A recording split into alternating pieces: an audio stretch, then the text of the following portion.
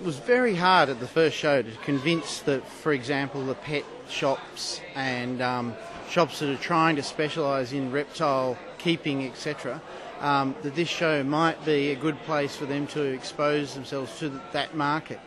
The few shops did come to the first one, a few more to the next one, and after this show, based on the feedback that I've got from every single commercial exhibitor here, I think they'll be coming back along with many more. And the commercial guys that run the pet shops and run the retail side of the industry and wholesale side of the industry are very excited about participating in the next one, which is exciting for me too. We started Aussie Pythons and Snakes back in 2001, and we've grown that into a website that spans Australia and the world. We have over 15,000 members now, and our initial goal was to educate people on snakes and pythons, and over time that's grown, and now we're looking at covering the reptile hobbyists across Australia and even out into the rest of the world. Pet shops have some role to play in reptile keeping. For a lot of the general public, they're not aware that reptiles can be kept as pets. So pet shops are there, in my opinion, very much as a starting point or as somewhere where people can recognise that reptiles are able to be kept. From there, now in our state here, we only have half a dozen or so species that can be sold through pet shops. People start with those species, they learn the ins and outs, and then they approach breeders to expand their collection or try something new. I think of our site as more of a complementary aspect to traditional reptile societies. A lot of older and more experienced herpers do attend reptile society meetings, but we found that a lot of the people new to the hobby, maybe because of their age, maybe because of their experience, find it inconvenient or difficult to get to traditional reptile meets. So our site creates a forum for them to be able to speak to the more experienced herpers and get the true and the relevant information on keeping reptiles, and to foster their interest in the hobby.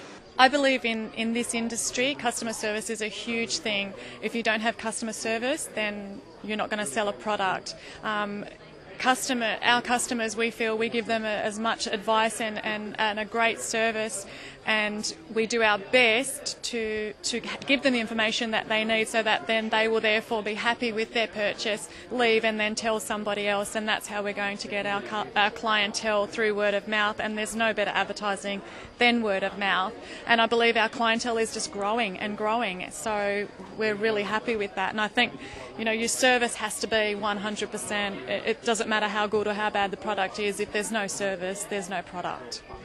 Future of hobby in Australia, it's certainly increasing. From a lizard point of view, I think one of our major problems is that although we have a large range of species to choose from, none of them are incredibly large in numbers. So not like the millions of bearded dragons that are bred each year in the US.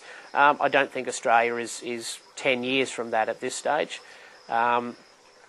Most people keeping lizards in Australia tend to keep a small collection, half a dozen different varieties, and I suppose there tends to be one or two common species and then a couple of rarer things in most collections. So it's not a situation at this stage where there's 150 different colour varieties of any particular thing to breed from.